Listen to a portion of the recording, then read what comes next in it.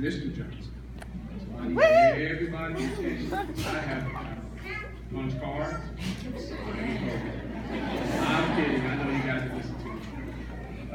It's a great day to be here today. Already got a chance to talk to some awesome veterans. One of my personal here, any Vietnam veteran, I got to speak to one this morning. I was like awestruck. Really cool.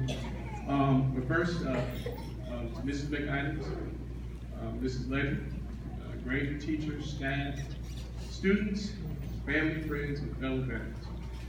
Thank you for allowing me to be here and allowing me to say a few words in observance of this Veterans Day. It truly is an honor and a privilege. I want to share a personal story of mine.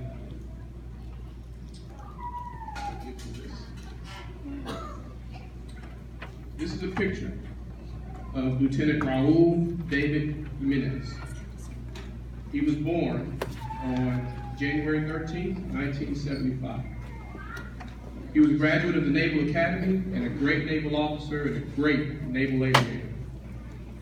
He enjoyed skydiving, boating, wakeboarding, barbecuing, and he was a great cook. Camping, and spending time with his wonderful wife, Laura, and his family. He and I flew together during Operation Iraqi Freedom and Operation Enduring Freedom. He passed away while serving honorably in the line of duty on January 27, 2006.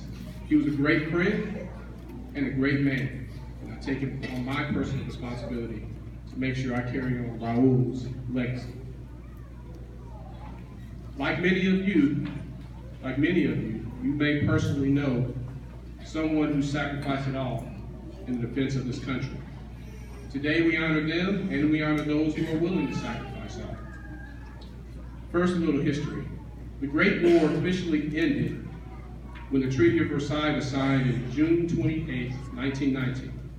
However, fighting had already ceased 7 months earlier due to a temporary armistice that was in place. It went into effect, just like the poem said, on the 11th hour of the 11th day of the 11th month. In November of 1919, President Woodrow Wilson proclaimed November 11th as the first commemoration of Armistice Day.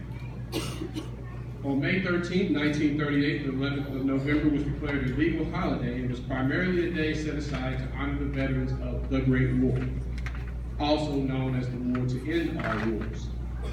Alas, the Great War would not be the last war and would become known as World War I.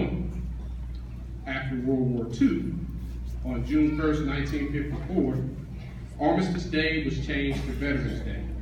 And later that year, President Dwight D. Eisenhower proclaimed November 11th a day to honor all American veterans. I'll give you a couple of some numbers here. According to the U.S. Census Bureau, there are 326.2 million people in the U.S.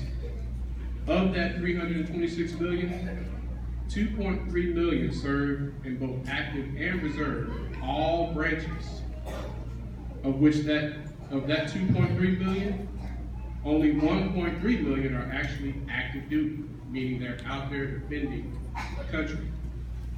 So to put a percentage on that, that's 0.7% of the population serving in the military in general, and about 0.4% of the country is actually on the front line.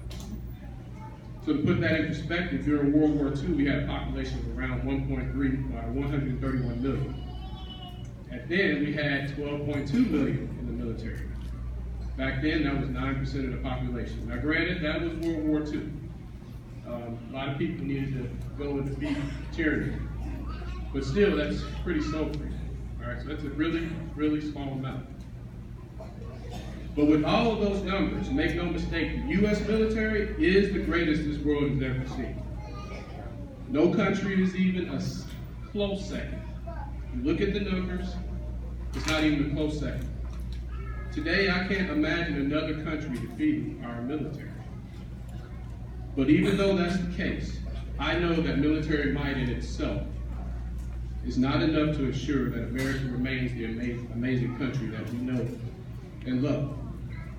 Because just like as today, I can't imagine the military being defeated, on September 10, 2001, I couldn't imagine September 11, 2001.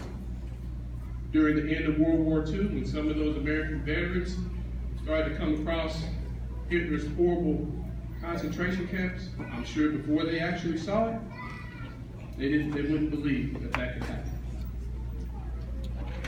Or maybe some of the victims are the survivors of the Pearl Harbor attacks on December 6th, the day before. I'm sure they couldn't imagine that would happen to them either. So, with all that we know for certain today, you never know what tomorrow brings. The oath that all military members state when they join the military is as follows. I do solemnly swear to support and defend the Constitution of the United States of America against all enemies, foreign and domestic, and that I will bear true faith and allegiance to the same. You know what that means? That means that my allegiance is without question. It means that I'm going to do what I need to do to defend this country regardless of what anyone else says or does. And I believe in the principles of the Constitution and what this country is founded on. Ultimately, that is the essence of love. To willingly sacrifice of yourself for the benefit of others without the caveat. In 5th grade, I know you guys are doing context clues. I'm going to ask about the word caveat. Without the caveat of getting something in return.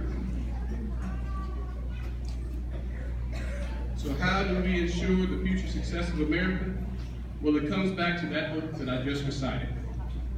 The success of this country cannot solely rest on the personal commitment of a few that have signed the papers to serve in the military, the 0.4%. It ultimately rests on the commitment of the other 99.6%,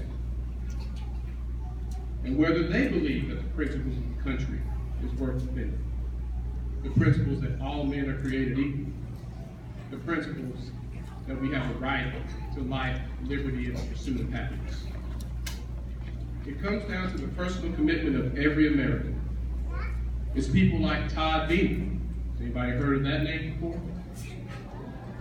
Well, he should be in the history books, if he's not already. He was one of the 9/11 heroes on Flight 93. And some of you may or may not know about 9/11, but that was a tough day in our country's history. He sacrificed himself in defense of this country, and he upheld the very same oath that Lieutenant Raul Jimenez upheld. Yet he didn't spend one day in the military. See, Todd had understood that the principles of this country were worth fighting for. The battlefield of defense of our principles are not restricted to the eroding beaches of Normandy, the towering mountains of Afghanistan, the burning oil fields of Iraq, or the jungles of Vietnam. Sometimes that battlefield ends up in a plane, in a Boeing 67 on a clear blue day. Like I said, we honor all those who have sacrificed all for this country. So when I stand and sing the national anthem, it is my honor and my privilege to do so. When I say the Pledge of Allegiance to the flag, it is my privilege that I get the opportunity to do so. That's my personal commitment. Kids, the various military songs that you're getting ready to sing is filled with tradition and honor. This is your country. This is your military. It's yours. Sing those songs with pride. So whether you're having one of those perfect days where there's no punches in your car, the sun's shining, you made a shot at basketball, or whether you're having one of those terrible, horrible, no good, very bad days, know that there are servicemen and women all over the world that love you. And believe me, I can safely say on behalf of every veteran, you're absolutely worth it. You are the future of this country, and we all love you. Finally, always remember that the ripple effects of hate will never, ever, ever overcome the ripple effects of love. Thank you.